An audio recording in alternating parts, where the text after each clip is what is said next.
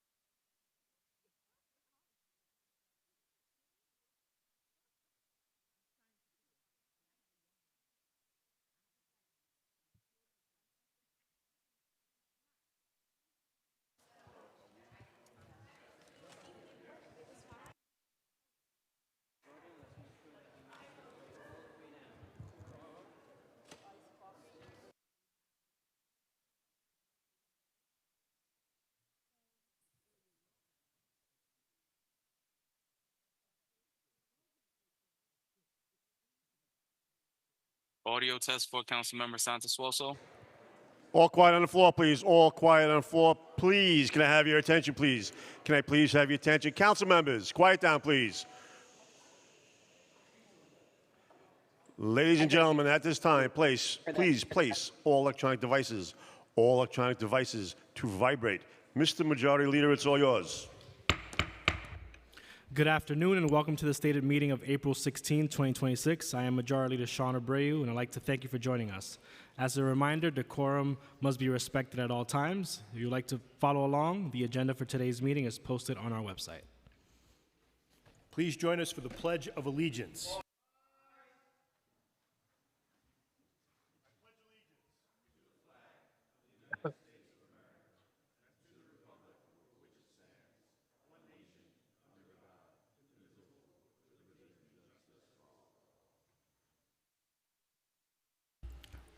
Roll call.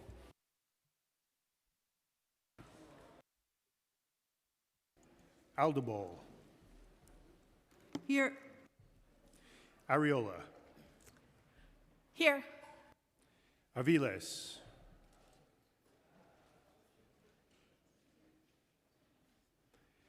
Banks. Here. Brewer. Here. Brooks Powers. Caban. Present. De La Rosa. Here. Dinowitz. Here. Encarnacion. Presente. Epstein. Present. Farias. Present. Felder. Felice. Gennaro. Here. Gutierrez. Here. Hanif. Hankerson. Here. Hanks. Present. Hudson. Present. Joseph. Present. Krishnan. Here. Lee, Here. Lewis, Present. Maloney, Present. Marte, Present. Mealy,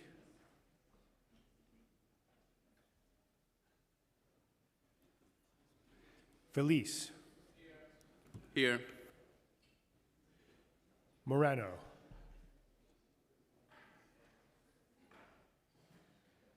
Narcisse, Present. Aviles, Presente. Nurse, Osei, Palladino, Here. Wrestler, Here. Riley, Salam, Present. Justin Sanchez, In attendance. Pierdina Sanchez, Here. Santos Suoso, Here. Shulman, Here. Stevens,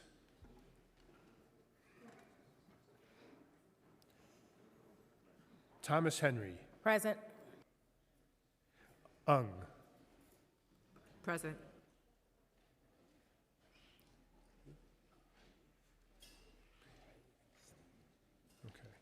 Hanif,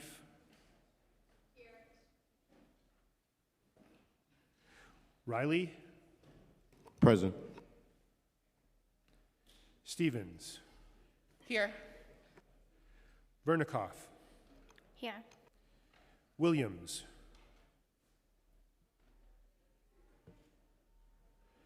One, Wang, Here. Zhuang, Here. Carr, Present. Abreu, Present. Speaker Menon, Present. Thank you. We will now have today's invocation, which will be delivered by Reverend Dr. C. Vernon Mason, the minister in residence at Friendship Baptist Church, which is located at 144 West 131st Street in Manhattan.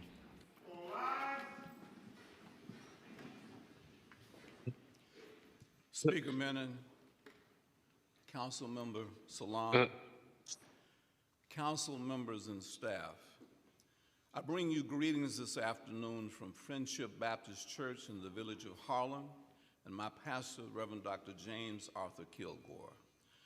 Speaker Menon, as you preside over these legislative sessions, working with 50 other council members, 35 standing committees, and 4 subcommittees, we're praying that God will give you a double portion of strength and wisdom to do your job.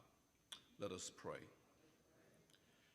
Spirit of the living God, fall fresh on Speaker Menon, Deputy Speaker Williams, Majority Leader Abreu, Minority Leader Carr, Majority Whip Hanks, Minority Whip Vernikoff, City Clerk McSweeney, Deputy City Clerks Fuentes and Acosta. Lord God, fall fresh on each of them and every council member in this chamber. Lord God, as we invoke your spirit, I pray that the faith community in this region, over 26,000 religious organizations, will support and pray for our beloved New York City Council. Lord God, we pray a prayer of thanksgiving and thank you for creating us in the Imago Dei, I-M-A-G-O-D-E-I, in the image of God. Today we are thankful and grateful that 51 special people on this city council decided to serve their communities and to make a difference in the lives of over 8 million people in New York City. I pray that the work that the members of this city council are doing will speak for them and become a model for the metropolitan region, the state, and the nation. From the balconies of heaven, Reverend Dr. Martin Luther King Jr. has a wonderful message to public servants. Dr. King emphasized that serving the public is a noble struggle that is centered on equality, humanity, and justice, rather than simply administration. Dr. King's charge, therefore, is for you to act with compassion, uphold integrity, fight for economic and racial justice, and to recognize that we're all bound in a single garment of destiny. Dr. King's urgent question today is, what are you doing for others? Finally, we pray special prayers of sorrow, condolences, and comfort for our 7-month-old baby girl, Ka'ara Patterson Moore, and continue to grieve with her family. Lord God, over 50 years ago, Marvin Gaye sang a song that charged us to save the children, save the babies. Spirit of the living God, fall fresh on the New York City Council, and let the words of my mouth and the meditations of my heart be acceptable in thy sight, O Lord, my strength and my Redeemer. Amen.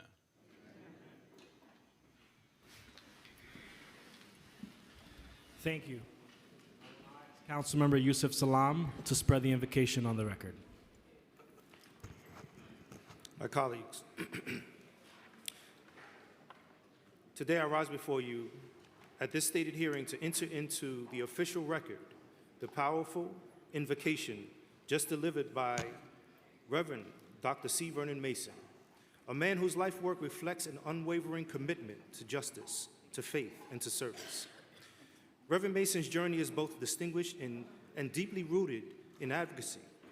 Born in Tucker, Arkansas, he rose to national prominence as a civil rights attorney, taking on some of the most consequential and complex cases in New York City during the 1980s. Though his legal career ended in 1995, his dedication to uplifting communities did not. He continued his work as a leader in the nonprofit sector and answered a higher call in ministry. A proud graduate of Morehouse College, Reverend Mason earned his MBA from Indiana University, Bloomington, and his Juris Doctor from Columbia Law School. He later pursued theological study in New York Theological Seminary, where he obtained his Master's of Divinity and Doctor of Ministry degrees, further deepening his lifelong commitment to faith and to service. In 1999, Reverend Mason was ordained as a Baptist minister at the historic Abyssinian Baptist Church in Harlem, an institution that has long stood as the cornerstone of spiritual leadership and social justice in our city. For over 3 decades, he served faithfully on the deacon board as well as on the trustee board, while also teaching new members and supporting the church's administrative life. Abyssinian itself carries a profound legacy, having been led by towering figures as the former Congressman Reverend Adam Clayton Powell Jr. and Reverend Dr. Calvin Butts, leaders who shaped both the church and the broader struggle for social justice. Today, Reverend Mason continues his ministry at Friendship Baptist Church in Harlem under the leadership of Reverend Dr. James A. Kilgore, where he serves as a minister in residence. This church, with a history spanning nearly 90 years, that's 9 decades, has long been a pillar in the Harlem community. Its legacy continues its role in the civil rights movement, most notably as a gathering place where Baynard Rustin helped organize the historic March on Washington. Reverend Mason's life stands as a testament to resilience, to transformation, and to purpose. Whether in the courtroom or in the classroom or in the pulpit, he has remained steadfast in the mission to fight injustice, uplift the marginalized, and inspire faith in action. It is both fitting and necessary that his words and his witness be preserved in the very record of this council. Thank you. We will now ask Councilmember Carmen de la Rosa for the adoption of minutes.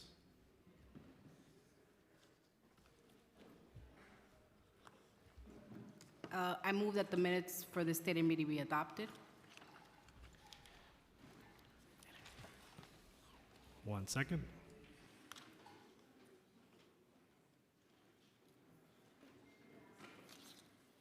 Oh, sorry, I don't have the paper.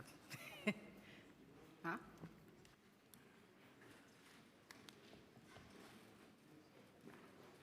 Okay. I make a motion that the minutes of the stated meeting of March 26, 2026 be adopted and as printed. Thank you and sorry. All good. Messages and papers from the mayor? None. Communication from city, county, and borough offices? None. Petitions and communications? None. Land use call-ups? M59. Thank you. I would now ask that the clerk take a roll call vote on today's land use call-up. Aldebol. I vote aye. Ariola. I vote aye. Abiles. Aye. Banks. Aye. Brewer. Yes. Brooks Powers. Present. Councilmember, land use call-ups. Aye. Thank you. Caban. Aye. De La Rosa. Aye. Dinowitz. Aye. Encarnacion. Aye. Epstein. Yes. Thank you. Farias. I vote aye. Felder. Yes. Feliz. Aye. Gennaro. Aye. Gutierrez. Aye. Hanif. Hankerson. Aye. Hanks. Aye. Hudson. Aye. Joseph. Aye. Krishnan. Aye. Lee. Aye. Lewis. Aye. Maloney. Aye. Marte. Aye. Mealy. Morano. Aye. Narcisse. Aye. Nurse. I vote aye. Osei. Palladino. Aye. Wrestler. Aye. Riley. Aye. Salam. I vote aye. Justin Sanchez. Aye. Barina Sanchez. Aye. Santos Suoso. Aye. Thank you. Schulman. Aye. Stevens. Aye. Thomas Henry. Aye. Ung. Aye. Vernikov. Aye. Williams. I vote aye. One. Aye. Wang. Aye. Aye. Zhuang. Aye. Thank you.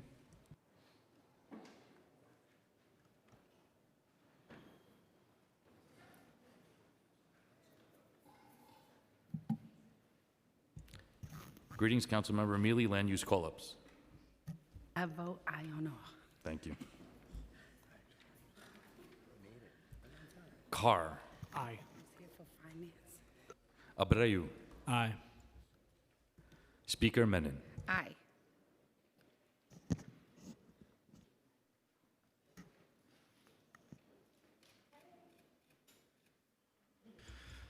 Today's land use call-ups are adopted by a vote of 49 in the affirmative and 0 in the negative. Thank you. We will now have communication from Speaker Julie Menon. Good afternoon, everyone, and thank you for, yeah, great. I love that energy. Good afternoon. Thank you for joining us today on what marks the 100th day of our new city council. So happy 100th day.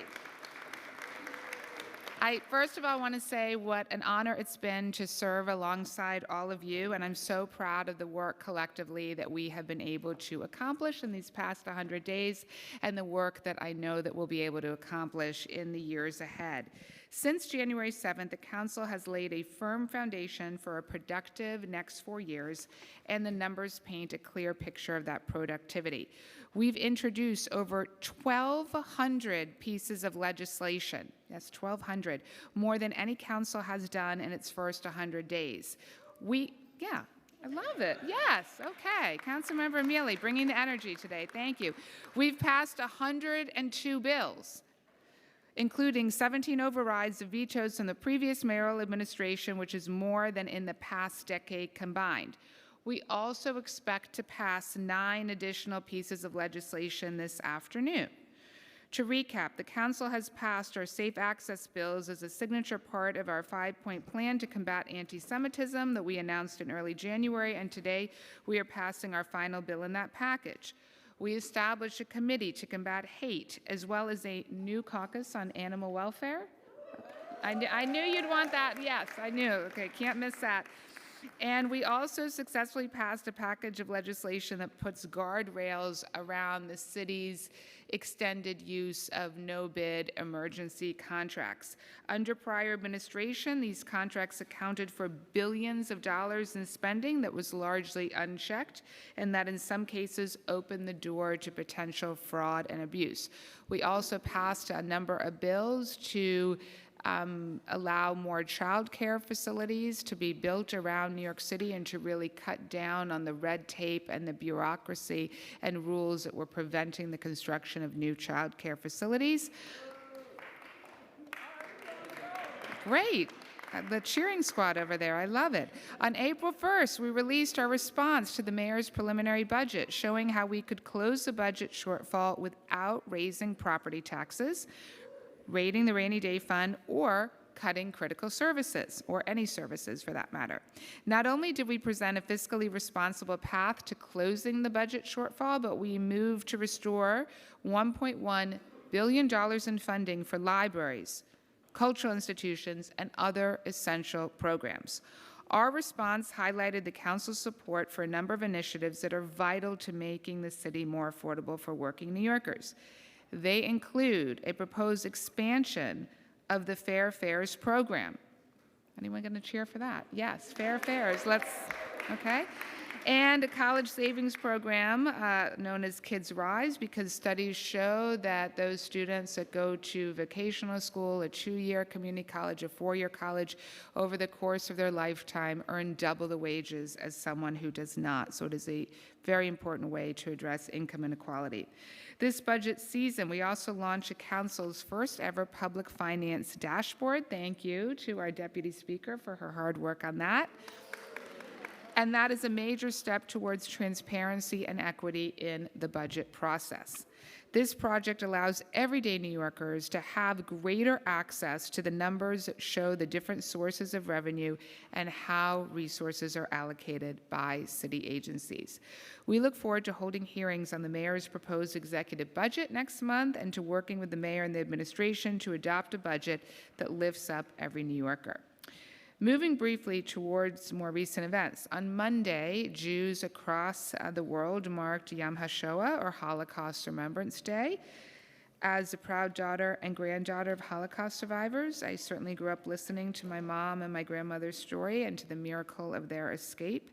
At a time when anti-Semitism was rising alongside Holocaust denial, to never forget has become a new responsibility to actively remember, and it's a vow that we as a society must continue to uphold year after year. One of my first actions as Speaker was to commit to that responsibility, allocating $1.25 million in funding to the Museum of Jewish Heritage to expand access to Holocaust education and to build on a program that we launched in 2024 to bring every 8th grader in our city's public school to the museum for free. Separately, Monday was also a cause for celebration when the federal government finally caved to pressure and allowed the pride flag to rightfully fly at the Stonewall Monument in Greenwich Village. When it was first taken down in February, I was so proud to stand alongside of so many members of our LGBTQIA+ caucus and many other council members at the monument to strongly denounce that move. And we wrote a letter to the National Park Service demanding that they return the flag. While this reversal was obviously long overdue, it was a victory not just for the LGBTQIA+ community, but for every community in the 5 boroughs. And we in the City Council will continue to fight for the safety and dignity of the LGBTQIA+ New Yorkers and to build a more equitable and affordable city. Now, part of our affordability agenda places emphasis on growing our city's economy. We know we've lost about 20,000 jobs last year, and that contrasts with the 190,000 jobs that were created on average each of the prior 4 years. We also know we lost 5,000 small businesses last year that went out of business, so we really have to have a laser-like focus on job creation and supporting our small businesses. So this summer will be a prime opportunity to do so when our region hosts 8 FIFA World Cup matches, which the New York, New Jersey Host Committee has estimated would generate $3.3 billion in economic impact. As a city, we have to be ready to meet this moment. And that's why today the Council is introducing a package of legislation that will advance a strategy to open up the 5 boroughs and its businesses for the millions of visitors who are coming here, and at the same time better enable those visitors to enjoy all the opportunities that our great city has to offer. That includes publishing a calendar of 2026 World Cup activities, from viewing parties to recreational events to street festivals, as well as other cultural programming, as well as conducting outreach to small businesses so that small businesses can truly be a part of this economic development as well, and expanding access to public bathrooms during the tournament so that when you need to go, you have a place to go. We are also seeking to create an outreach and education program to spread awareness of common scams that are targeting tourists as well. So with this global tournament coming to our backyard, we are beyond excited to showcase New York as a city that can do it all for all who come here and for all who live and work here too. Moving along, April is National Sexual Assault Awareness Month, a time where we raise awareness and advance public education about the prevalence of sexual assault across the country. As a city, we must continue to empower survivors and support them with necessary resources and pathways to recover, while of course working to prevent sexual assault. It's also Autism Acceptance Month, which celebrates and uplifts the voices of people with autism. New York will always be a city that supports the well-being of people of all abilities and spectrums of neurodiversity. We are also celebrating Arab American Heritage Month. And as a city, let us recognize the achievements and honor the many contributions of our Arab American communities throughout this month and beyond. Last week was also National Library Week, a time to celebrate these incredible pillars in our neighborhoods that New Yorkers of all ages rely on for knowledge, for resources, and connection. For all that our libraries provide us, they deserve full funding in our city budget, and that is why we put that funding back into our response. This week is Black Maternal Health Week, a time when we recognize the stark inequities in maternal health outcomes that disproportionately affect Black women. There is much more work that needs to be done to secure the health and stability of mothers and their children. And as a woman majority council, we are deeply committed to championing accessible maternal health care. On Monday, we also celebrated Vaisakhi, a day which many Sikhs choose to be baptized. I hope that all who observe had a wonderful day of reflection and celebration. Talking about celebration, I want to wish a happy belated birthday to Councilmember Crystal Hudson, who celebrated her birthday on the 14th, and Councilmember Julie Wan, whose birthday is on the 17th. I also just want to give a quick reminder to everyone that we are in the midst of participatory budgeting vote week. Until Sunday, April 19th, New Yorkers in 22 districts across the city can make their voices heard by voting for projects to improve their communities, from schools to parks to local libraries. I encourage everyone to vote online or in person. I've been proud to do participatory budgeting since I've been in the council. It's such a great initiative to involve our communities. So I really want to thank our incredible council staff and volunteers who've worked so hard on participatory budgeting this year. Now, let's move on to our stated agenda. First, we'll vote on the following land use items. 37-59 Hamilton Avenue rezoning, which will facilitate the development of an 18-story mixed-use building with 369 units, 111 of which will be permanently affordable under MIH Option 2, as well as 146 parking spaces and outdoor public open space in Councilmember Hank's district. 2 applications for revocable consent to operate a sidewalk cafe, Sabrosa in Councilmember Ferris' district, and Kachetti BK in Councilmember Mealy's district. We will also be voting on the following finance item: a pre-considered resolution sponsored by a finance chair, Councilmember Lee, approving new designations and changes of certain organizations receiving funding in the expense budget. Next, we will move on to the mayor's appointment of Nadia Shahata to serve as commissioner of the New York City Department of Investigation. Today, we are going to vote on the following legislation. Introduction 327B, sponsored by Councilmember Mercedes Narcisse, would expand the city's program providing reimbursement to qualifying non-public schools for costs related to employing security guards to also include the purchase and installation of security cameras. Thank you to Jessica Boulay, William Diori, and Rachel Cordero. Next, Introduction 722A, sponsored by Councilmember Lynn Schulman, would require the New York City Mayor's Office of Community Mental Health to submit twice a year and post online a report on mental health emergency calls from the previous 6 months. The report would include the number of calls that were made to 911, how many calls were eligible for and actually received a Be Heard response versus police or EMS, response times, outcomes such as treatment, hospitalization, or involuntary removal, arrest, use of force incidents, and demographic and location information. The bill would also require FDNY to update its public 9/11 dataset to include Be Heard. Thank you to Sarah Sucher. Today, we will vote on a package of bills ahead of Earth Day. Resolution 351, sponsored by Councilmember Harvey Epstein, would recognize the contributions of the Federal Endangered Species Act to the natural environment of New York City. Thank you to Ricky Chawla, Andrew Bourne, Natasha Binham, and Sierra Townsend. Next, Introduction 730-B, sponsored by Councilmember Jim Gennaro, would require DEP to conduct water quality testing at a minimum of 15 testing sites within New York City's water bodies. The bill would require DEP to choose testing sites in areas that are used for secondary contact recreation, such as boating and fishing, within 1,000 feet of a combined sewer outfall and within 5 to 20 feet of a water body, shore, or other access point, or as close as possible to a shore or other access point while remaining 5 feet of water depth. Okay, that was a mouthful. Under this bill, such testing would be required monthly from November to April and weekly from May to October. Finally, the bill would require DEP to post their water quality testing results online, with bacteria results posted every week and other water quality indicators posted quarterly.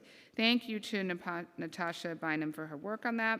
Introduction 355A, sponsored by Councilmember Sandy Nurse, would designate organic waste as a recyclable material for city agencies and require the Department of Sanitation to establish rules governing the source separation of organic waste that is generated by city agencies in the preparation and service of meals.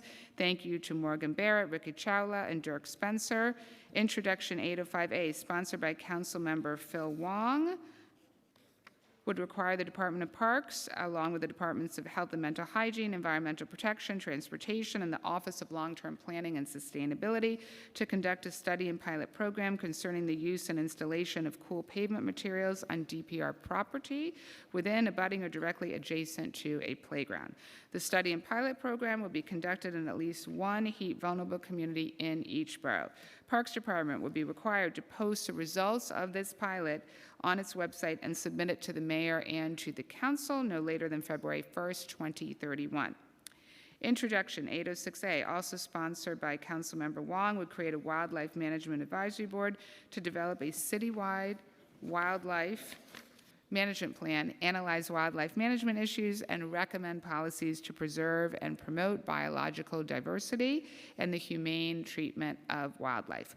All agencies would be required to consider the effect of their actions on wildlife. An annual report will be released by the Mayor's Office of Animal Welfare in consultation with the Parks Department, updating the status of ongoing wildlife management problems. Introduction 577A, sponsored by Councilmember Jim Gennaro, would require the Department of Parks to post a map of trails located in each park or property under DPR jurisdiction on its website. DPR would be required to update the map after it completes any project that improves an existing trail or creates a new one, and would have to consider how any project that improves or creates a trail would improve public access. Finally, last one. Introduction 740A, sponsored by Councilmember Ty Hankerson, would require the Department of Parks and Recreation and other relevant city agencies to conduct a study to identify at least the top 10 community districts that lack the most green space, and to make recommendations to the mayor and the council on how to increase green space, including parkland, in those areas. Thank you to Chris Sartori and Patrick Mulvihill. And so thank you for your attention to this, and now I'm going to turn it back to our Majority Leader. Thank you, Speaker Menon. We will now move into discussion of general orders. Just want to remind folks to make your disclosures before you vote. Councilmember Hanks, followed by Narcisse. Thank you, Mr. Majority Leader. Today we will vote on 37-59 Hamilton Avenue development in my district. This is an important project because it speaks directly to the future of the North Shore of Staten Island. This is about creating the kind of housing that gives Staten Island families, and especially our young people, a real chance to stay in our community that they were raised in. For too long, we have watched working families get priced out of places that places to continue to grow and create opportunity.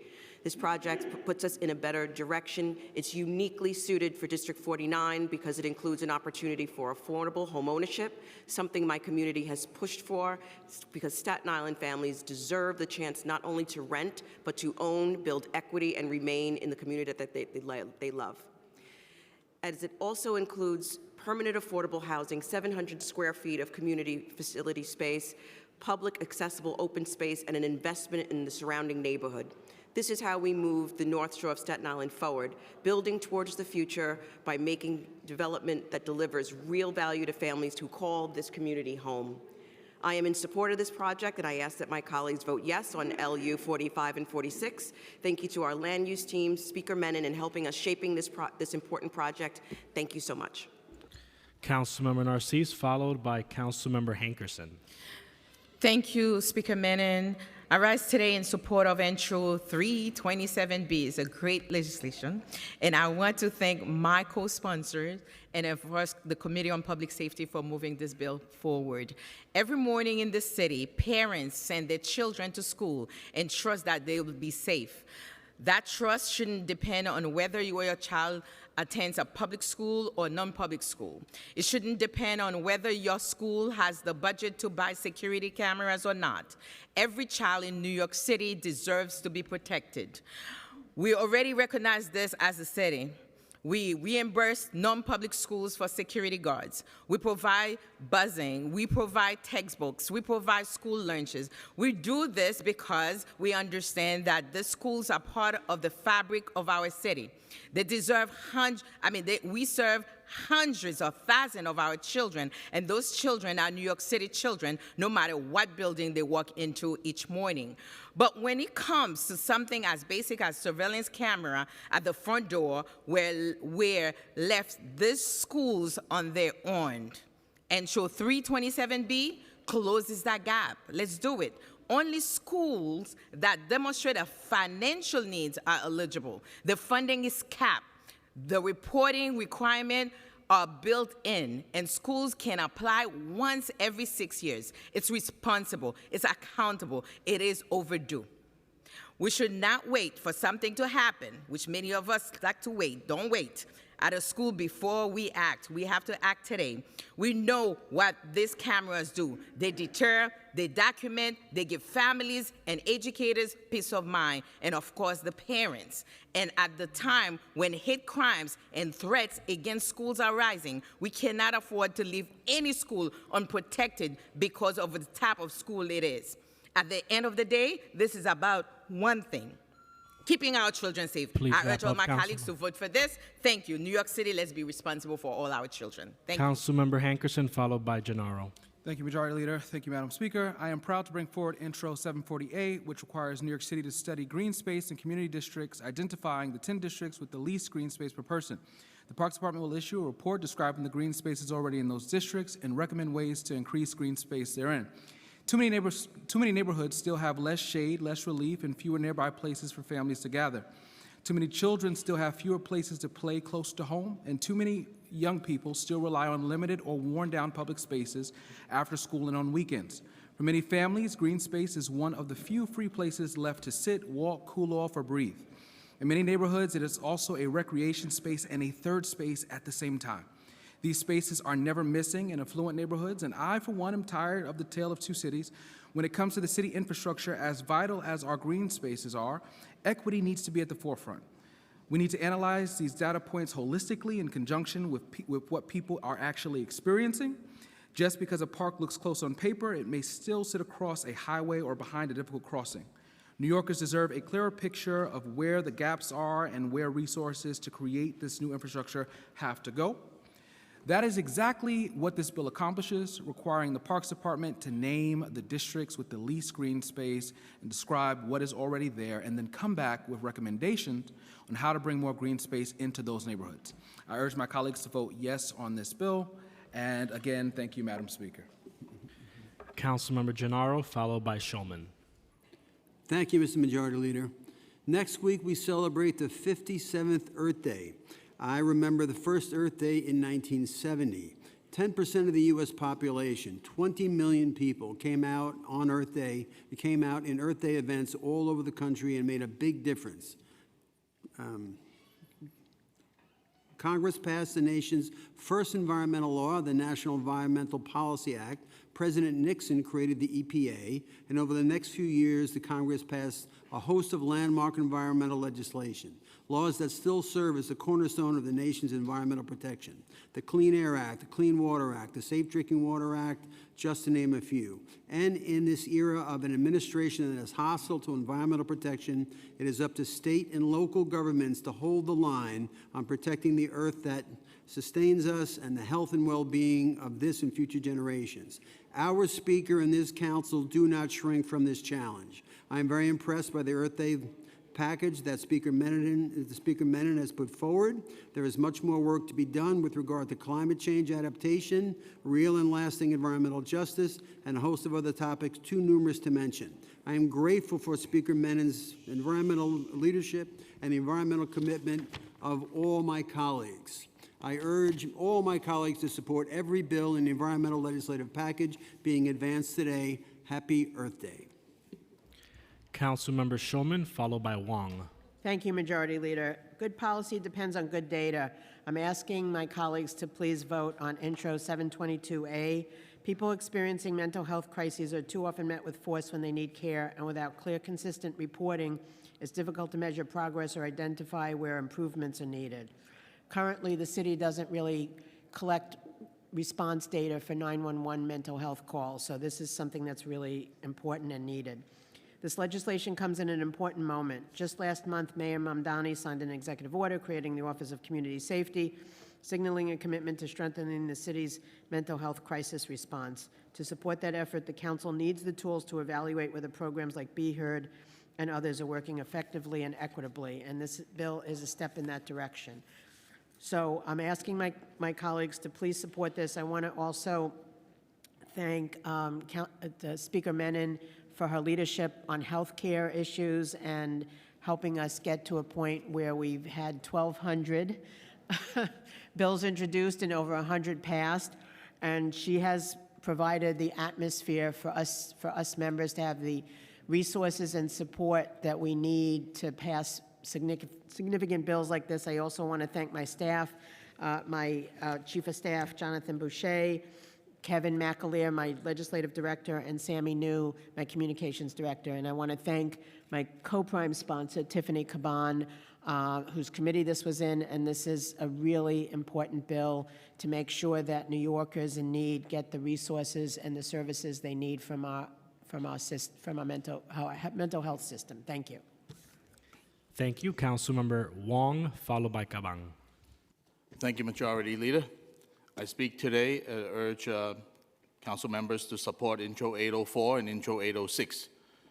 For years, our wildlife has suffered great neglect, and our children have continued to play on dangerously hot blacktop in city parks.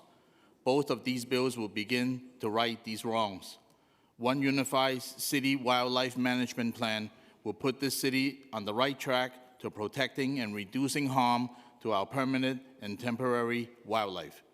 An expansion to the Cool Pavement pilot program that will cover parks and playgrounds will get us closer to the city where everyone will be comfortable enough to walk and play every day of the year. A city that continues to protect our animals and children is certainly a city worth living in. Thank you to my staff and the committee staff's hard work in getting the perfect version of these bills, and to the Speaker for her support of these bills. I urge everyone to vote yes on both of these bills to make the city a better place to call home. Thank you. Councilmember Kawang. Thank you. I share my colleagues' desire to increase safety in this city. However, I have serious concerns about Intro 327B. We should not be funneling millions of public dollars towards private institutions that serve only a select few in this city. Not to mention that there is no data-driven evidence that surveillance technology in schools is an effective public safety intervention in schools. Most recently, a national longitudinal study bore that conclusion out. It's like lighting money on fire, money that could be invested in our public schools. And I also share and honor the concerns of students who continue to call for what does work, fully investing in our public schools, including investments in restorative justice and mental health resources and school climate, additional resources, not more cops and not more surveillance. And we're living in a reality where the federal government is ramping up its surveillance of immigrants, activists, and other marginalized people in this country. And I have concerns about passing a bill that provides no guardrails to ensure that the videos and data from the city-funded cameras do not go to ICE, to private companies, or other bad actors. So for those reasons, I'm going to be voting no on Intro 327B, and I urge my colleagues to do the same. Thank you. Seeing no one else signed up for general orders, report of special committees. None. Reports of standing committees. Report of the Committee to Combat Hate. Intro 327B, surveillance cameras. Madam Speaker. Yes, sir. Intro 327B, surveillance cameras. General orders. Report of the Committee on Environmental Protection and Waterfronts. Intro 730B, water quality testing. Amended and coupled. Report of the Committee on Finance, Preconsidered Reso 420, transparency resolution. Coupled on general orders. Report of the Committee on Land Use, LU 45 and Reso 432, and LU 46 and Reso 433, 3759 Hamilton Avenue. Coupled on general orders. LU 49, Reso 434, and LU 50 and Reso 435 sidewalk cafes. Coupled. Report of the Committee on Mental Health and Substance Abuse, Intro 722A, mental health emergency response data. Amended and coupled on general orders. Report of the Committee on Parks and Recreation, Intro 577A, trail maps, and Intro 740A, green spaces. Amended and coupled. Intro 805A, cool pavement pilot, and Intro 806A, wildlife management plan. Amended and coupled. Report of the Committee on Rules, Privileges, Elections, Standards, and Ethics, M53 and Reso 436, approving the appointment of Nadia Shihada as DOI Commissioner. Coupled on general orders. Report of the Committee on Sanitation and Solid Waste Management, Intro 355A, Organic Waste Recycling. Amended and coupled on general orders. I now ask the clerk to take a roll call vote on all the items coupled on today's general orders calendar. Alible.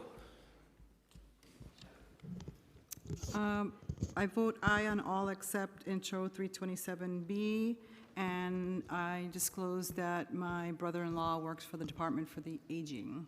Just also want to remind folks to make your disclosures before you vote. Thank you very much. Thank you. Ariola. I'd like to disclose that my son works for the DSNY, and I will vote aye on all with the exception of Reso 420 and M53 with accompanying Reso 436. Thank you. Aviles. I'd like to disclose my daughter goes to the New York City public school system. I vote aye on all except 327B. Permission to explain my vote. Permission granted. It's important to note that this bill, 327B, claims public subsidy will enhance safety. We must stop peddling safety theater, safety snake oil. Peer-reviewed studies examining the efficacy of surveillance cameras found little to no evidence that they actually reduce violence or serve as a deterrence. It appears we need a reminder of that fact.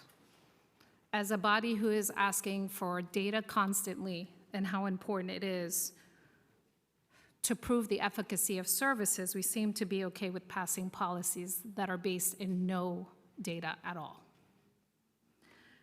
And now we are allocating public dollars to be used in private religious institutions for expanded surveillance with absolutely nothing in the bill that would resemble guardrails. What are we doing? I would be also remiss not to mention the abhorrent violence that we saw. Two NYPD detectives, who these two individuals must be fired. They betrayed the public trust when they stomped on a man's head who was lying on the floor. They betrayed New York City when they stomped on his kneecaps while he laid on the floor. Anything less than firing these officers is an affront to accountability, to New York City, and to New Yorkers. Thank you. Banks. Aye on all, especially 327B. Brewer. Aye on all, except I'm abstaining on 805A, only because I think it's already the law. Thank you very much.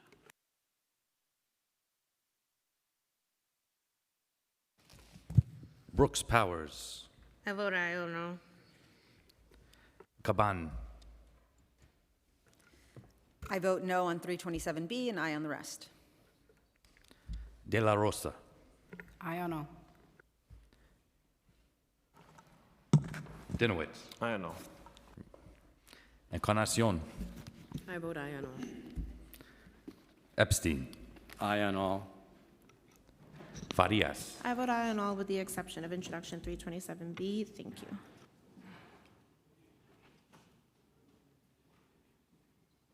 Felder. I vote aye on all except M53 and the underlying resolution 436. Thank you. Thank Feliz. you. Aye on all. Gennaro. Aye. Gutierrez. Aye on all except for intro 327B, of which I'm a no.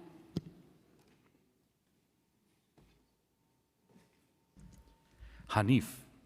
Permission to explain my vote? Permission granted. Students deserve safe spaces where they can learn and engage in open debate, especially as we're seeing a real rise in hate violence. I've supported measures like ensuring smaller schools have access to trained security guards for de-escalation and incident response. However, I have serious concerns about Intro 327B, which would expand this program to include video surveillance cameras. The bill lacks basic guardrails on data ownership, retention, and use, opening the door to unchecked surveillance and public funding flowing to private vendors without oversight. I'm particularly concerned about the use of error-prone AI technologies that can lead to discriminatory and harmful outcomes in our schools. Research from the American Civil Liberties Union shows little evidence that surveillance cameras reduce school violence. Instead, they are often used to monitor and punish students for minor infractions. I'm not convinced this bill meaningfully improves safety. It reads more as a giveaway to the surveillance industry than a solution for our schools. For these reasons, I join civil rights and pro-democracy advocates in opposing this bill. I vote aye on all except Intro 327B, for which I vote no. Hankerson. I vote aye on all. Hanks. Aye on all. Hudson. Aye on all with the exception of 327B, for which I vote no. Joseph. I'd like to disclose on the record that my son is a student in New York City Public Schools. I vote aye on all and no on 327B.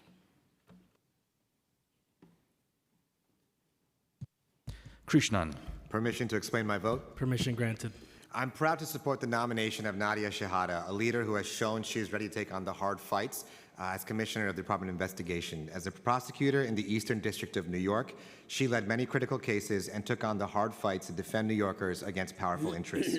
She's always carried that same integrity throughout her career as a lawyer. We all know that this department needs to do the hard work to move us beyond the years of the Adams administration, the stain of corruption, and to rebuild from a culture that encouraged that corruption without accountability. We need a DOI that is unafraid to take on public corruption, to call out bad landlords and billionaire corporations taking advantage of New Yorkers, and to take on any injustice happening in our city. The independence of the Department of Investigation is sacred. It is a commitment to not be tied to any politician, corporate interest, or ideology. That is what it means to be our city's watchdog, and that will be key as we rebuild from the prior administration that did everything to evade accountability. Nadia has made it clear through her hearings that the DOI, under her leadership, will be the department that is not afraid to take risks and take on the hard fights, that will safeguard the integrity of city government and its trust with New Yorkers, and solidify and fight for the department's independence. With Nadia Shehata at its helm, the Department of Investigation will root out corruption and hold bad actors accountable so that City Hall can deliver for New Yorkers. I'm proud to support her nomination and confirmation today. And with the disclosure that my children are students within the Department of Education, I vote aye on all. Thank you. Thank you. Lee. Aye on all. Lewis. I'd like to disclose for the record that my brother works for the MTA and aye on all. Maloney. I vote aye on all. Marte. I vote aye. Mealy. May I explain my vote? Permission granted. Thank you. On my resolution, let you know that I have family members work for Board of Election, and I vote aye on all and no on M53 and Reso 436 DOI, and I'm proudly supporting the 37B legislation. No matter if you have money or do not have money, we do need security, such as the times that we live in right now. And I vote aye on all the rest. And thank you, Madam Speaker, for doing the best that you possibly can for this great city. Thank you. Morano.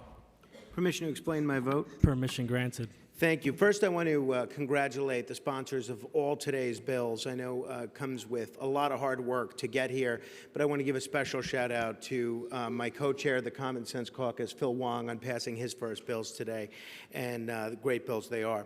But I also wanted to explain my vote on the nomination for Commissioner of the Department of Investigation. I want to start by saying that this is not about the nominee's qualifications. By all accounts, she's accomplished and has had a strong career in public service, as my colleague alluded to. But this vote isn't about credentials, it's about the role. The Department of Investigation is the city's watchdog. It's responsible for investigating corruption, fraud, abuse, including within the very administration that appoints its commissioner. Because of that, the standard here has to be higher. Not just actual independence, but the appearance of independence, like Caesar's wife. We've heard concerns about prior political activity and relationships that fairly or unfairly raise questions about how this will be perceived by the public, and it's going to bring a cloud over everything she does in this role as long as she has it. And perception matters, because DOI only works if people trust it, as we've seen with prior DOI commissioners and prior mayors. This is also one of the few positions where the council has a true advice and consent role. That responsibility means something. It means we're supposed to exercise independent judgment, not simply rubber stamp and ratify appointments. If we don't take that role seriously here, when will we? It's not a personal vote, it's an institutional one. And out of respect for the integrity of the Department of Investigation and the need for public confidence in its independence, I'll be voting no. So with that, I vote aye on all, with the exception of Reso 420, M53, and accompanying Resolution 436. Narcisse. Permission to expend my vote. Permission granted. I want to say thank you to all my colleagues that have been pushing and all legislative team that have been pushing that bill forward for us, 327B, and work on it very hard. We reimburse non-public school for security guards. We provide buzzing, we provide textbook, we provide school lunches. We do this because they're understanding that the school are part of a fabric of our city. And it's about our children. We cannot imagine, it's just entrance and exits. Right now, we can go back and forth. But if we remember Connecticut, what took place? Sandy Hook. We lost so many kids, but with camera, we're able to see what happened. We're talking about Florida. So many places, the schools. And we're in a challenging time. It's not I'm advocating to give money to private school. And it's a financial, it's not gonna be giving to everyone. It's those that needs the little, break to make sure our children, the parents can actually safely send the kids or the teachers can be safe. We're talking about exit and entrance. You're not talking about the overall camera to out the building. So my colleagues, as a nurse, I do believe in prevention. And I don't want to see something happen and for me to wonder how I'm going to fix it. And for those that have children, I wonder. Because if my kids go into a school and that have challenges, and then for us to help the parents to have their independent choices to educate their children. I have 4 kids, and I wanted to see that. Now we have everything else for security. So I'm asking my colleagues, look into what you're doing, what you're saying, and think and process it. And all, I would say aye on all, and thank you, majority. Nurse. No on 327B, abstain on 805A, aye on all the rest. Nurse. Thank you. Osei. Palladino. I vote aye on all except for Reso 420 and Transparency Reso M53 and Reso 436. Thank you. Wrestler. Permission to explain my vote. Permission granted. I vote aye on all, and I am proud to vote in support of my constituent, the future DOI Commissioner Shahada, who has a remarkably distinguished record in public service. Her 12 years in the Eastern District, including leading the Organized Crime Division, have been highly impressive. Folks like former U.S. Attorney General Loretta Lynch, former U.S. attorneys from the Eastern District have enthusiastically endorsed her candidacy. Her integrity is unimpeachable. I am surprised that I've heard from colleagues that question her independence. Having had 3 conversations with the council to the mayor over a 15-year period, I don't think makes somebody too close to an administration. Having been inspired by a political campaign to donate one of 100-odd donations that this person has made in their career, I don't think is grounds to question someone's independence. I met with the candidate, like I believe many of my colleagues have, and she said she's going to emulate Commissioner Strauber, who demonstrated time and again her independence and rigor in this role. She investigated City Hall, and Commissioner Shahada said to me that if there is wrongdoing at City Hall, if there's wrongdoing at an agency, she will investigate it fully to the full extent of the law. And I'm confident that she will bring the independence and oversight that is required of the role, and I look forward to working with her as our next DOI Commissioner.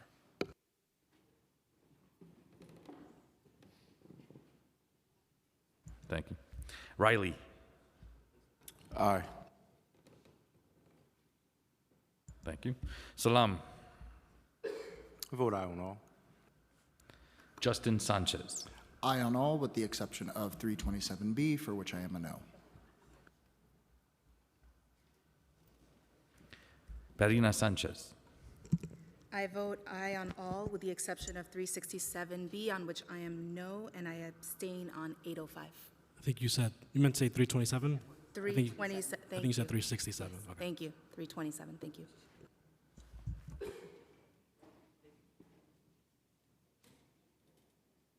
Thank you. Santos Suoso. I vote aye on all with the exception of 327B, on which I vote no. Thank you, Councilmember. Schulman. Aye on all. Stevens. Aye on all except Intro 327B, which I'm a no. Thomas Henry. Aye on all. Ung. Aye on all. Vernikov. Aye on all with the exception of Rezos 420, M53, and 436, on which I'm a no.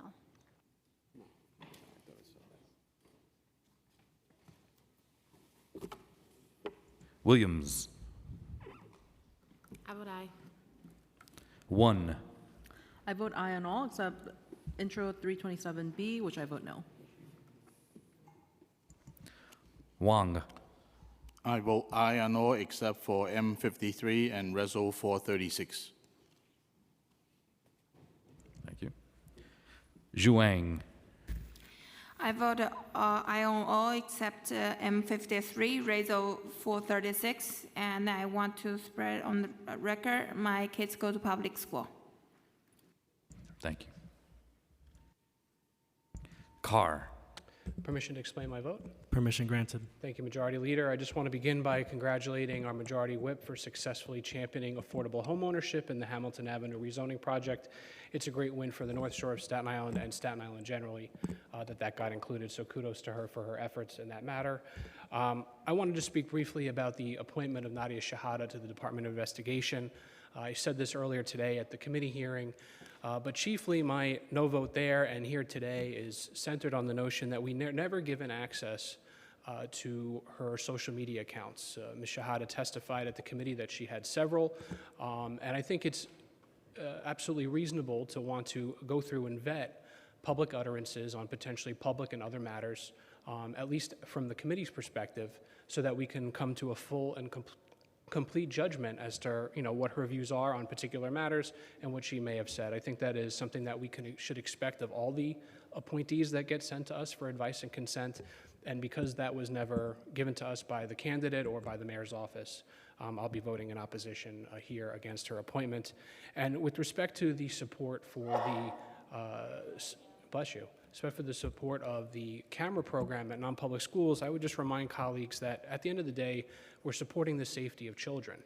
Children who, whether they go to public or non-public schools, did not get to choose, generally speaking, which school they attend.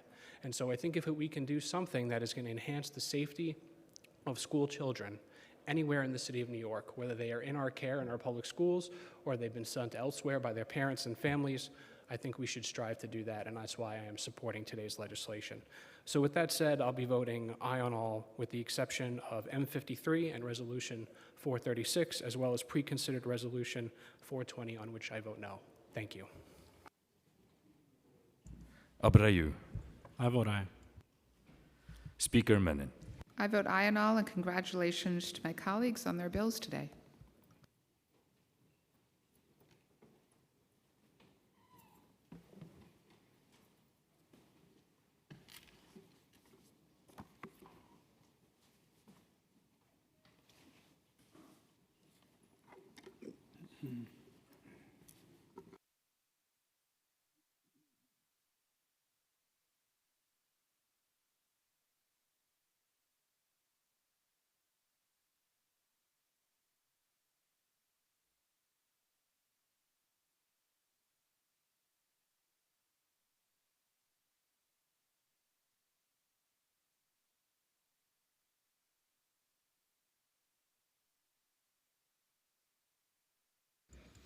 All items on today's general order calendar are adopted by a vote of 49 in the affirmative and 0 in the negative and 0 abstentions, with the exception of Intro 327B, which was adopted by a vote of 35 in the affirmative, 14 in the negative, and 0 abstentions, and M53 and Reso 436, which was adopted by a vote of 40 in the affirmative, 9 in the negative, and 0 abstentions, and Reso 420, which was adopted by a vote of 44 in the affirmative, 5 in the negative, and 0 abstentions, and Intro 805A, which was adopted by a vote of 46 in the affirmative, 0 in the negative, and 3 abstentions.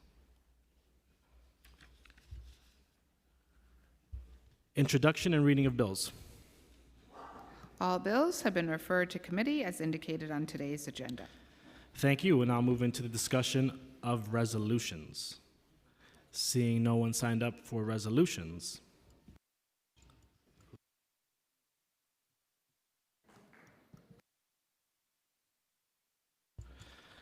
We will now have a voice vote on today's resolutions.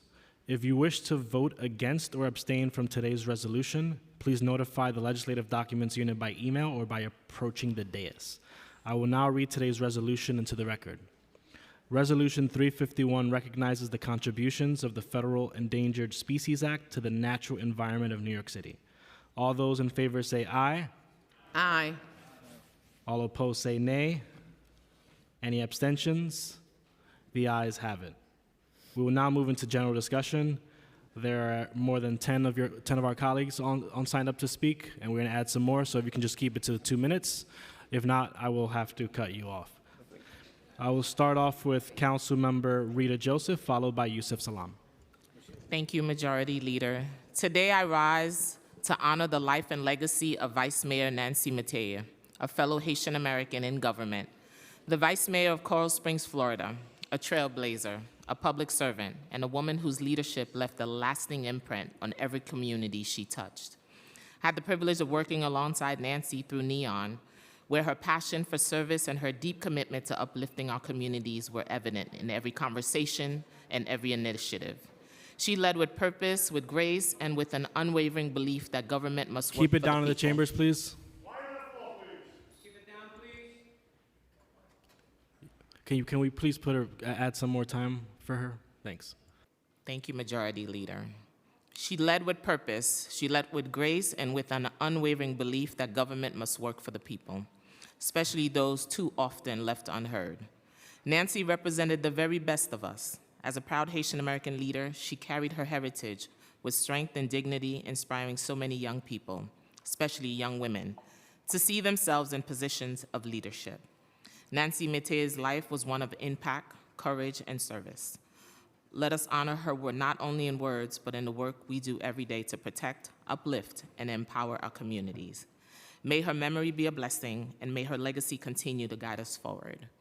I also would like to shout out Congresswoman Ariana Presley for her incredible work around TPS, and Congressman Max Frost. Thank you. Councilmember Yusuf Salam, followed by Thomas Henry. Thank you, Majority Leader. I want to take a moment to speak about two bills I am asking my colleagues to sign on to today, and to thank Speaker Menon for her continued leadership in ensuring this council reflects the full diversity of the people we serve. It gives me great pride to introduce Intro 837 alongside my colleagues, Councilmember Epstein, Councilmember Hanif, and Councilmember Hanif. This would direct the Department of Consumer and Worker Protection in consultation with the Commission on Human Rights, the Office of Immigrant Affairs, and the Department for the Aging to establish an ongoing public education program on Hajj-related scams. Every year, New York City Muslims preparing for one of the most sacred obligations of their faith are targeted by fraudulent travel agents, fake visa brokers, and predatory booking services. This is not small dollar scams. Families save for years, sometimes decades, to make this pilgrimage, and there are bad actors ready to steal all of that from them. This bill ensures that city agencies are proactively getting information into the hands of its residents before they become victims.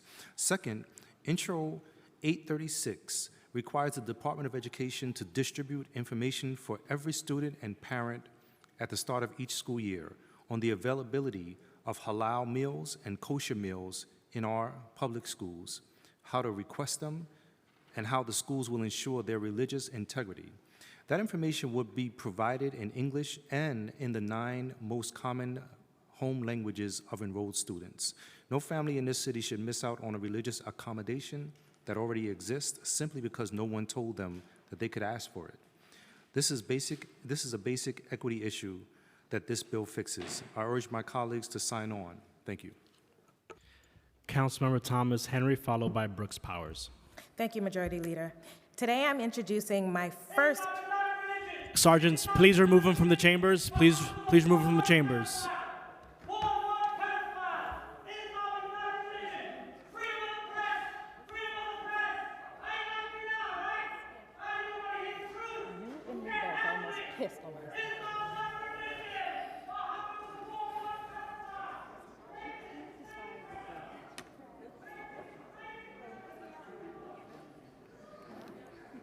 We saw that one coming. Can you guys keep it down, please?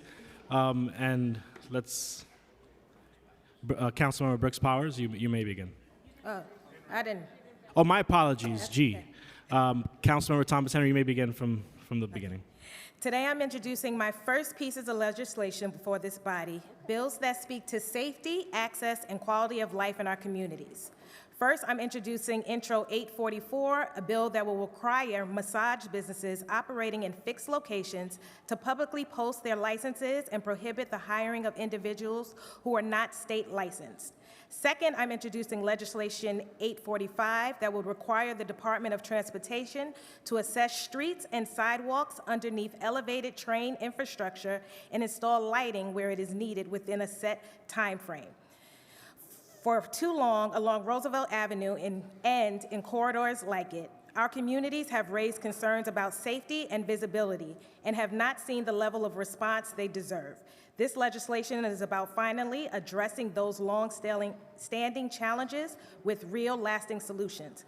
Finally, I'm introducing a bill that will require the Department of Transportation to provide regular ferry service from Willards Point in Queens to Manhattan, Intro 846. This will expand access, improve connectivity, and ensure communities are not left out of critical transit investments. Together, these bills are about setting a standard that every community deserves to feel safe, connected, and seen.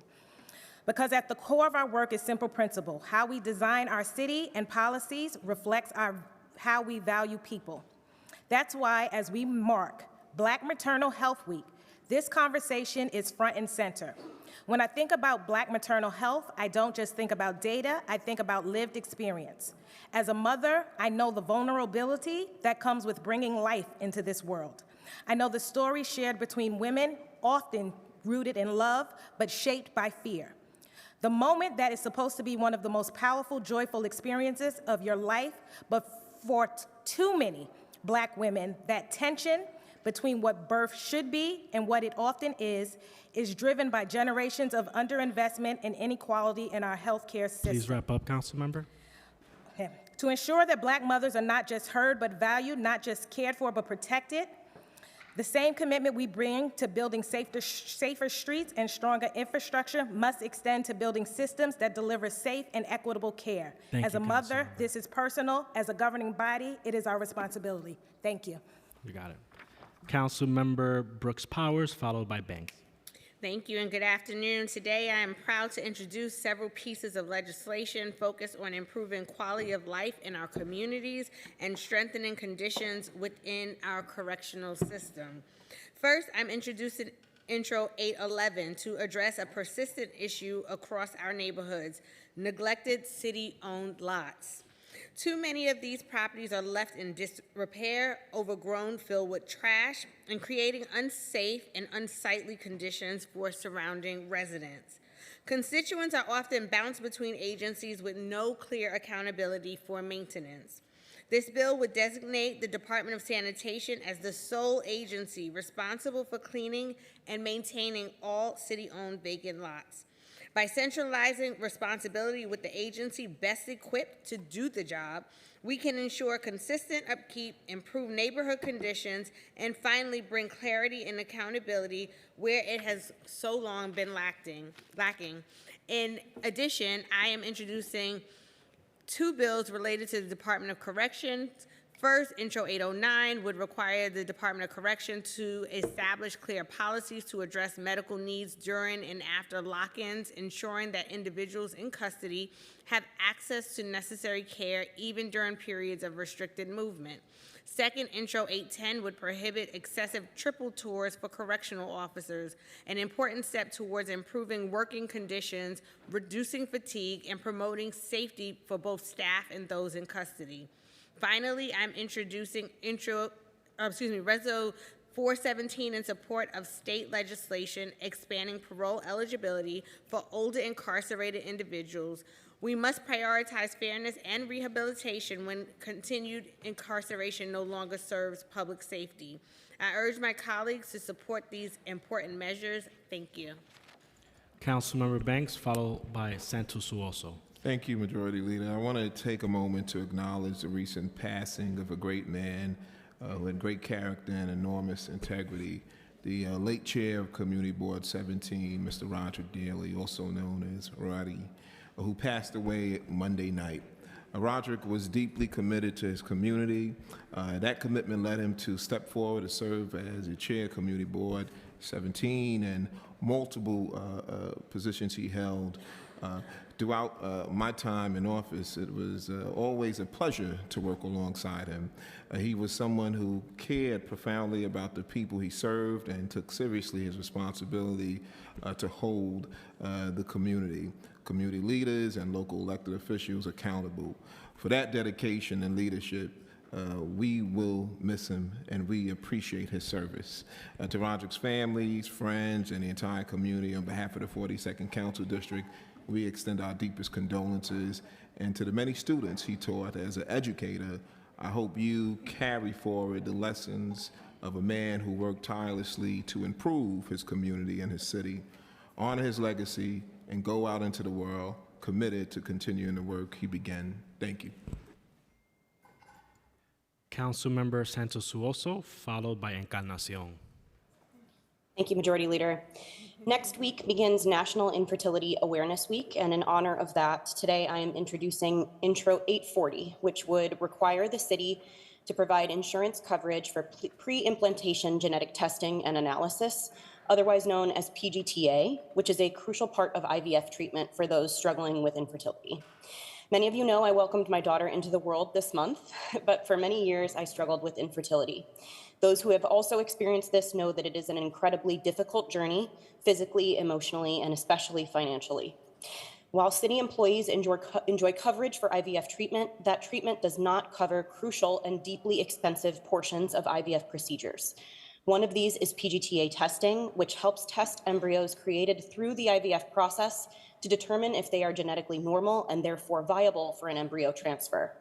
PGTA testing is shown to overall decrease the number of IVF rounds required to reach a healthy live birth. Fewer IVF rounds means less stress on women's bodies and fewer dollars spent by both patients and insurance companies. The problem is this test can run on average $5,000 per test and is usually not covered by insurance. This means that IVF patients often forego the test, resulting in a higher number of IVF rounds required to reach their goal of parenthood. This legislation would see to it that PGA testing is covered for non-union city employees, would not impact collective bargaining, and would immediately increase access to IVF for many city workers. This is a cost savings measure and also a measure that will help hopeful would-be parents reach their goal of parenthood faster. I look forward to discussing this legislation further with my colleagues and hope to see its swift passage. Thank you so much. Thank you, Councilmember. Councilmember Encarnacion, followed by Riley. Thank you, Majority Leader. Extreme weather is no longer a distant threat. It is here. It is hitting our most vulnerable neighbors the hardest. From dangerous heat waves to bitter winter cold, these conditions are not just uncomfortable for older adults, they are life-threatening. Intro 812 is a straightforward, compassionate response, ensuring that older adults are not left behind when extreme weather strikes. This legislation establishes proactive wellness checks for seniors living alone or only with other seniors. It helps maintain independence while creating a critical safety net, ensuring that someone is checking in before the situation turns into a tragedy. At the same time, it strengthens our city's ability to identify and support those most at risk. By improving coordination and data sharing, the Department of Aging can deliver smarter, faster, and more targeted services, reaching people who might otherwise fall through the cracks. I want to thank the Speaker for entrusting me with getting this bill to the finish line, and to my fellow freshman council members, along with Councilmember Thomas Henry, this one puts me on the board. Thank you. Councilmember Riley, followed by Morano. Thank you, Majority Leader. Today, I'm proud to introduce Resolution 424, declaring January 5th as Kappa Alpha Psi Day in the city of New York. As a member of Kappa Alpha Psi Fraternity Incorporated for the last 18 years, I've experienced firsthand what this brotherhood represents. It is a lifelong commitment to discipline, service, leadership, and uplifting our communities. Founded in 1911 at Indiana University, Bloomington, by 10 powerful black men who were denied opportunity, Kappa Alpha Psi was built on a vision of excellence and purpose. Guided by our motto, achievement in every field of human endeavor, that legacy continues today. With more than 250,000 members across and 700 chapters worldwide, Kappa men show up every day, mentoring young people, supporting families, and creating pathways forward through programs like Kappa League and Learn to Live. The resolution affirms Kappa's long-standing commitment to brotherhood, academic achievement, leadership, and community service. And while we recognize the broader impact of the Divine Nine, today we center Kappa Alpha Psi and the standard it continues to set. Designating January 5th as Kappa Alpha Psi Day ensures that legacy is not only recognized, but carried forward across our city. I would like to thank my colleagues for their support and looking forward to advance this resolution. And just want to state for the record, I've been joined by some of my fraternity brothers here, alongside our new brother, Senator Kevin Parker, the new brother that's part of Kappa Alpha Psi. Thank you, Majority Leader. Thank you, Councilmember, and thank you for joining us. Councilmember Morano, followed by Zhuang. Thank you, Majority Leader. Today I'm proud to introduce Intro 830, legislation that deals with something uniquely New York, the bodega cat. Now, anyone who has spent more than 5 minutes in the city knows the reality, which is that bodega cats are everywhere. They're part of the fabric of our neighborhoods. They greet customers. They bring a little personality to our corner stores. And yes, they play a very real role in deterring rodents. But here's the problem. Under our current rules, they're technically illegal. So we have this strange situation where something that's widely accepted, widely loved, and frankly, widely relied upon is still against the rules on paper. And that leaves small business owners in a tough spot, subject to fines and inconsistent enforcement. This bill takes a simple, common sense approach. It removes the city-level prohibition on cats in retail food stores, and at the same time, it does something important. It supports the health and well-being of these animals. It creates voluntary programs for vaccinations, spay and neuter services, and outreach so store owners know how to properly care for them. Now, to be clear, this doesn't fully resolve the issue overnight. The state still has a role to play, but this is the city doing its part to bring our laws in line with reality.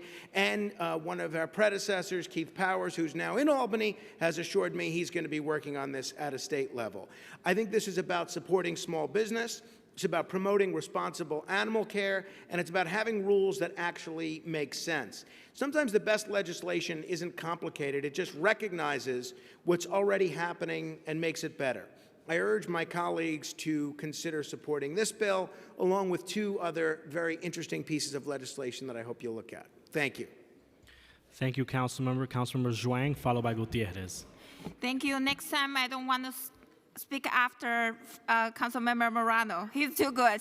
I'm proud to introduce a package of legislation today that fights for children, older adults, people with disability, and anyone deal with food insecurity. First, Intro 853 asks the city to do a study on how language access needs, income, and geographic location affect access to special education.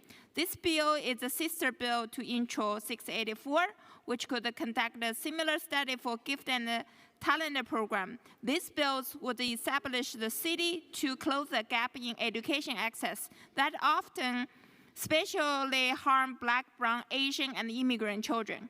Second, Intro 856 required DOT to paint and install overhead school safety sign on each schools, which I still have schools don't have those signs, where a school entrance is located.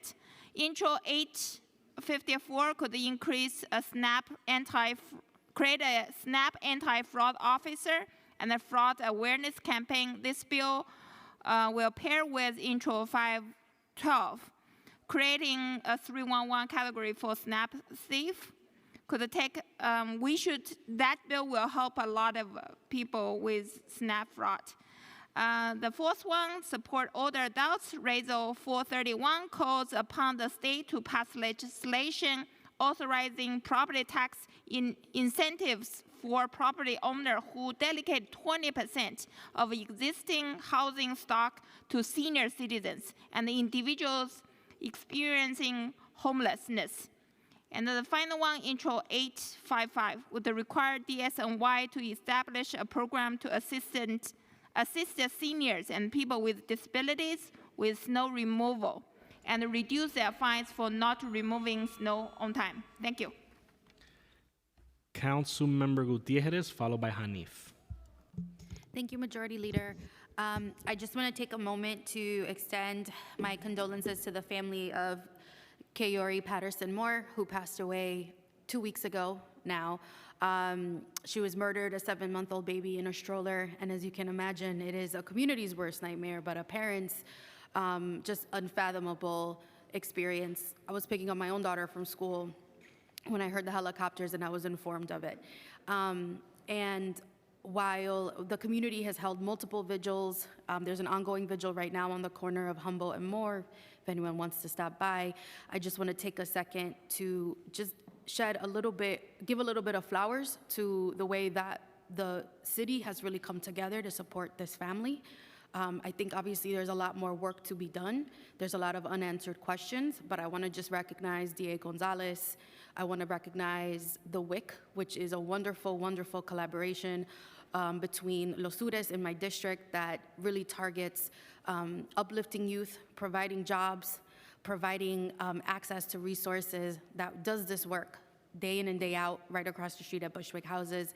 Actually, a week before the murder, I was here uplifting the work of Los Sures and commending the fact that Bushwick Houses had seen extensive progress since this organization had been there and this partnership had been there. And so while we are very much still in mourning, while we may never, ever forget this gruesome, gruesome murder that happened in District 34, I hope that we can come together as a council to continue to support groups like the WIC that are there for the family, helping with funeral services. When you lose someone, when the lights go out, when the cameras turn off, that is the toughest part, y'all. And to have an organization like the WIC there is paramount for me. I want to continue to support them. I hope that if you never experience this in your district, but if you have organizations that do this work, that we as a council can come together to fund, to invest the work that they do. Thank you so much. Councilmember Hanif, followed by Ressler. Thank you, Majority Leader. I rise today to speak about a deeply disturbing incident that took place in my district in Gowanus, an incident that many of you have now seen. A video circulating this week shows 2 officers arresting Timothy L. Brown, a black man, a Gowanus Houses resident, and my constituent with force that was excessive, aggressive, and violent. They punched him, kicked him, threw him against a wall of glass bottles, and caused him severe injuries. The footage is deeply disturbing. No one can watch it and conclude that this level of force was justified. No New Yorker deserves to be kicked, beaten, and bloodied during an arrest. This is not public safety, that is injustice. What happened to Timothy is not abstract, it is personal to our community, and I stand today in the People's House to speak out for our community to demand accountability. The officers have been stripped of their shields and guns and are off our streets for now. While I'm heartened that the Brooklyn DA has dropped all charges of resisting arrest against Timothy and that Police Commissioner Tisch is calling for a thorough investigation into this incident, this is not enough. These officers must be fired, arrested, and prosecuted for their violence and actions outside the law.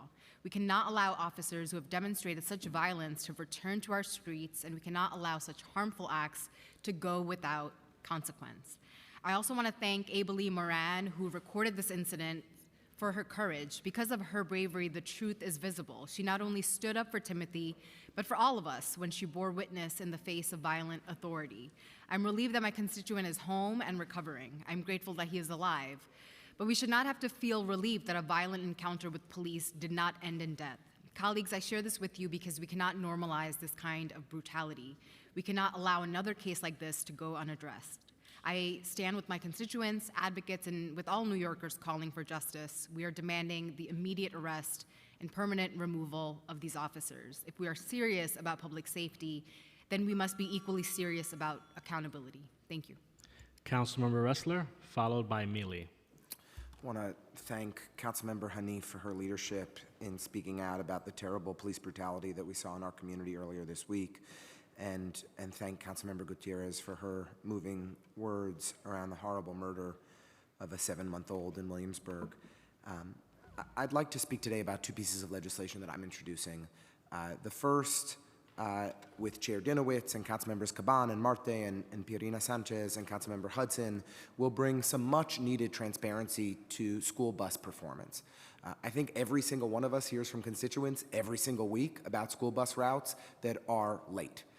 We need comprehensive data on every single school bus route, what time it arrived at school, at home, when it was late. We need to look holistically at how every single school bus vendor is performing.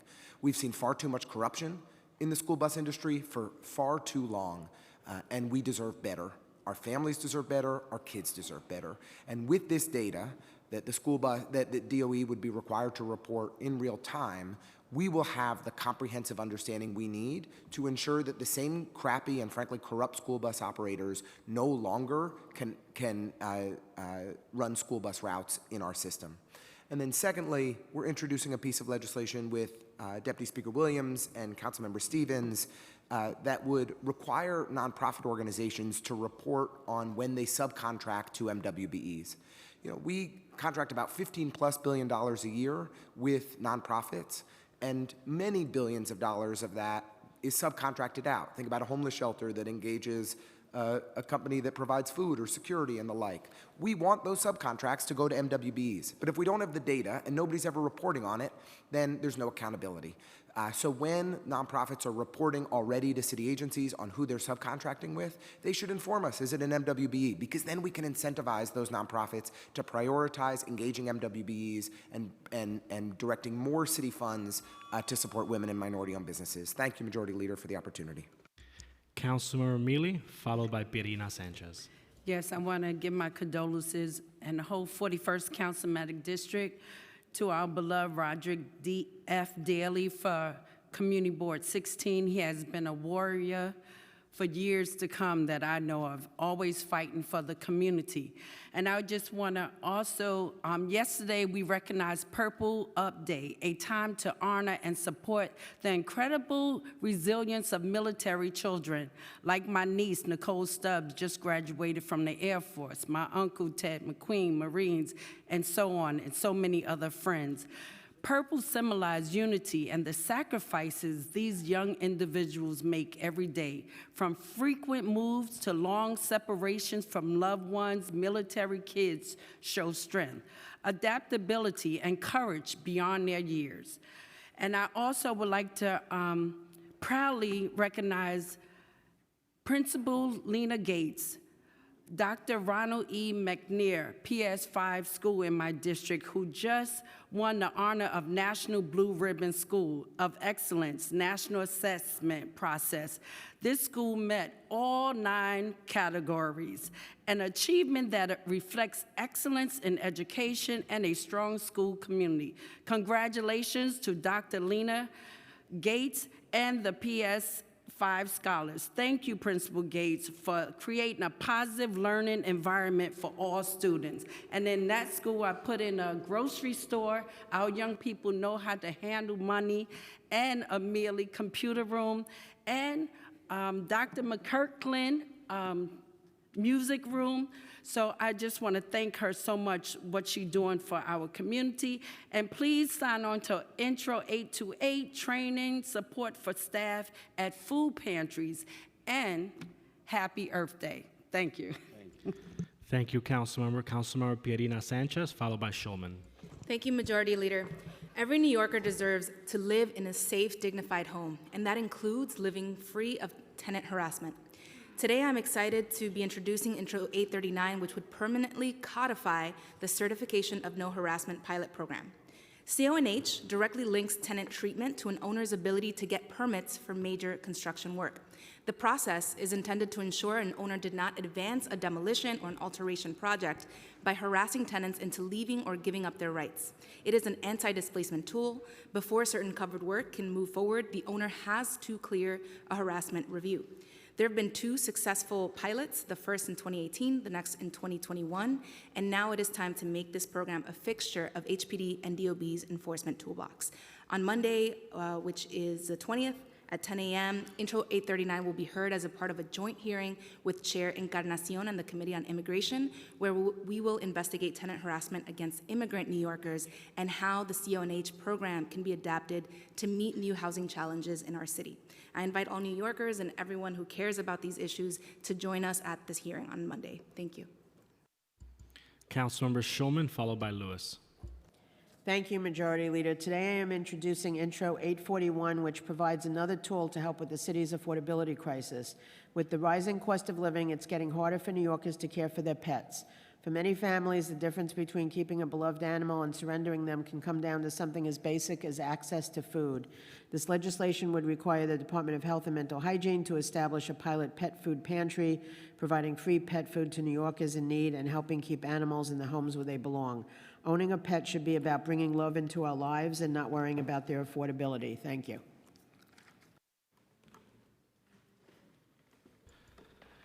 Councilmember Lewis, followed by Dinowitz. Thank you, Majority Leader. I rise today to acknowledge the passing of Roderick, also known as Rudy Daly, the chairperson of Brooklyn's Community Board 17, a proud resident of my district and a tireless advocate for the people of Central Brooklyn. Chairman Daly was a steady and respected voice in our community, someone who understood deeply the responsibility of leadership and carried it with humility, strength, and unwavering commitment to public service.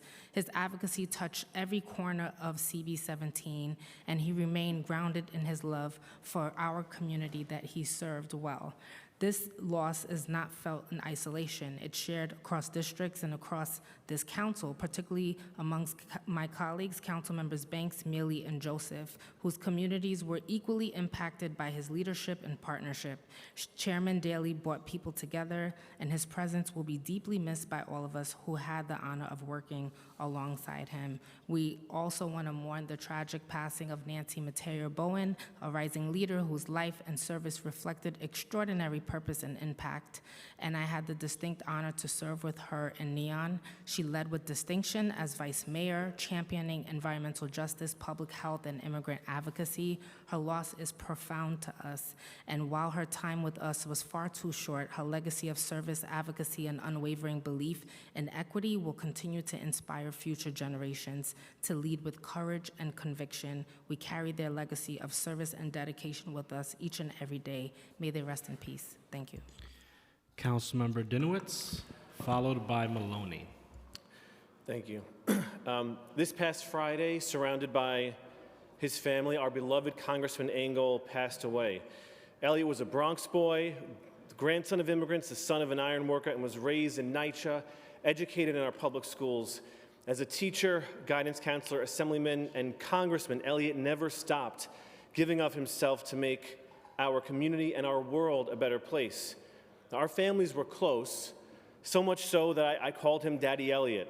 So I almost felt like a proud son when the man who took me to dinner, to baseball games, to the fair, was also the member of the Energy and Commerce Committee and helped negotiate the Affordable Care Act and brought billions of dollars to our city and our state during COVID. Elliot rose up the ranks of the House Foreign Affairs Committee to become its chairman, a role that he used to fight for people around the world.